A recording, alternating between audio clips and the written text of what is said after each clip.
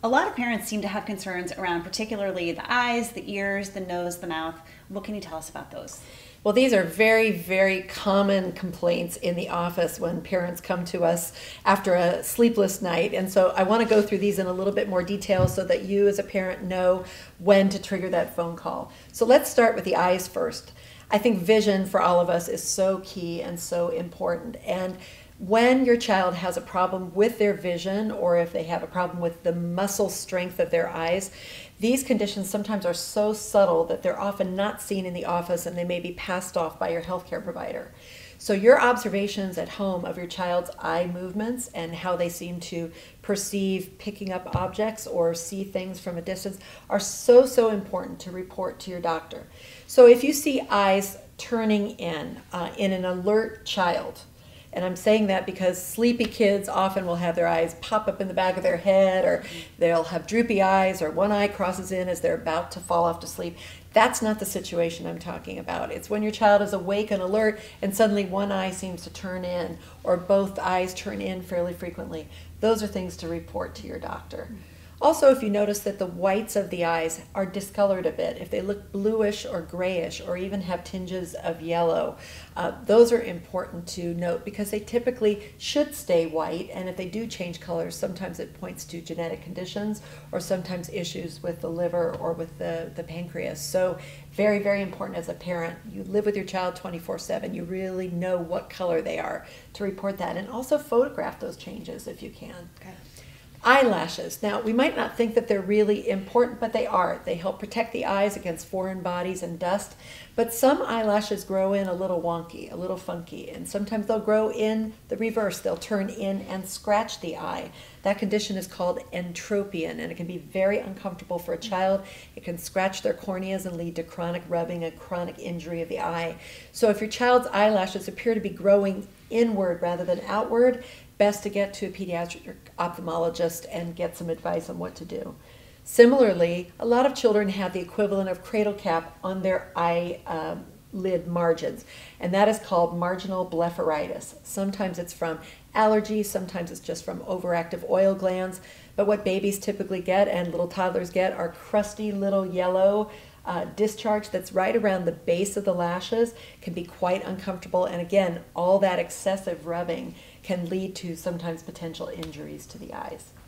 The other thing with little eyes that's so important is that if you as a parent look at your child and from the side all of a sudden their lens, which is basically their iris that's around their pupil, the colored part of the eye, if you see it look a little dull or kind of opaque, that's important to note and to tell your doctor immediately, because glaucoma and issues with eye pressure can show up in little ones. They can be signs of internal illness. They can occur on their own, and often a parent is the first one to note that there's a little bit of dullness to one eye, and it's so, so important to report. Now, the most common thing that we see with kids is that 90% of babies may have some partial or full obstruction or blockage of one or both of the tear ducts. And when that happens, these babies typically will have overwatering or over-tearing of one eye that's quite chronic. The good news is that 90% of these children outgrow the condition by the time they're a year of age, and another 5 to 6% will outgrow it by the time they're 2. But these little wet eyes are subject to a lot of rubbing. They're subject to some redness, to conjunctivitis or pink eye. And so if there is green or yellow discharge or just a lot of irritability in your child who has a blocked tear duct, it's important to speak with your doctor about that. And lastly, I think the key thing is foreign bodies or corneal abrasions. Sometimes if your child is out and it's a windy day and something blows into their eye, it may not be obvious to you, but all of a sudden you have a child who is acutely, very quickly irritable, rubbing their eyes, tearing like mad. And so I think if that happens, or if you see that something blows into their eye, or if they scratch their eye accidentally, or God forbid we do as a parent, which has been known to happen because it's an accident, those are reasons to get to your doctor as well, and they will do something called a fluorescein exam, which is putting a little drop of something in the eye that glows in the dark to see if there's any kind of corneal abrasion on the front of the eye. They may also turn the eyelid inside out to see if there's a little foreign body in there and try to irrigate the eye to see if the discomfort is alleviated. Because if foreign bodies are left in the eye, they actually can bury in deeper and cause some big, big, major problems down the line. So if your child acutely has eye complaints, get them to the doc right away. Okay. Preserving and maintaining the health of the senses is so important. And so just as with the eyes and vision being a very, very big priority with a child, the ears are also a big priority. And unfortunately, things like ear infections are a very, very common malady in childhood. There's no doubt about it. The drainage is lousy, the immune system is young, kids touch and feel everything in their universe, so they have proportionally more respiratory infections than any other being on the planet. So ear infections do and potentially can impact hearing either on a temporary basis during infection, but if there's chronic infections and scarring, that certainly can impact hearing and ultimately language development as well. So if you suspect that your child is not hearing well, no matter what, very, very, very important to get to your pediatrician and really articulate this concern emphatically. Because testing hearing in a baby now is easy to do. We have easy ways to do it. Most communities have more than one speech pathologist. There are ways to ascertain hearing that can really help preserve hearing or restore it if we intervene early. Now, if your child has ear infections, your pediatrician may opt not to treat them because we know scientifically now that antibiotics are not always the answer. Time and just natural drainage can take care.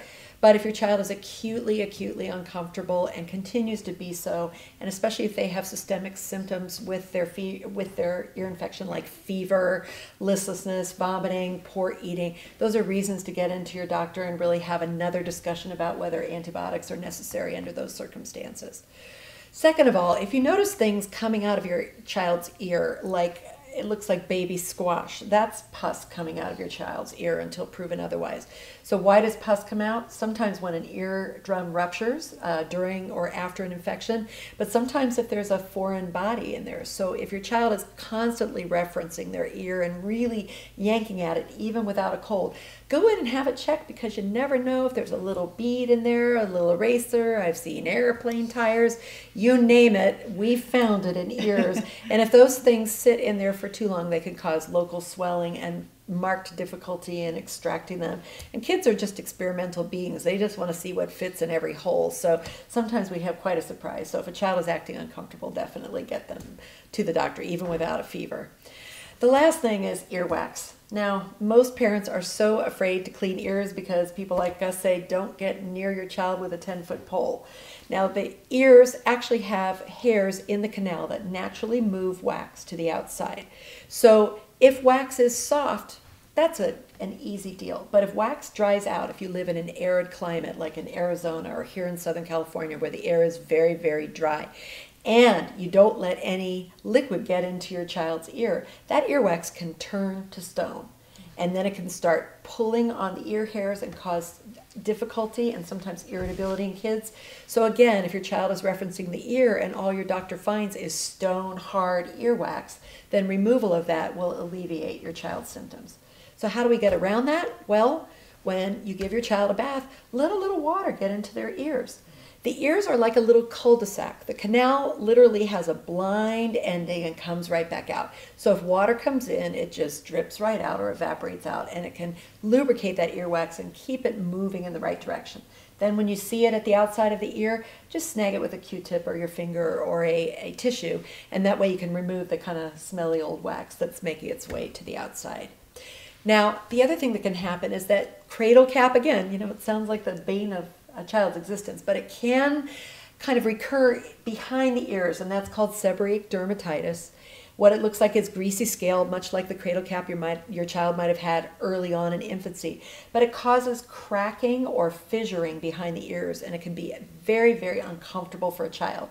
A lot of people will look at it and think it's actually an infection, when indeed it is not. It's just inflammation of the skin that often will just respond to a little topical steroids. So if you see splitting or cracking behind your child's ears, especially if there's greasy scale with it, try to gently remove the scale with some baby shampoo, try a little hydrocortisone cream on it, and if it doesn't resolve, then get your child to the doctor. But that's something that's often ignored, but it is a source of discomfort for a child, and very important to honor that discomfort and try to get them out of that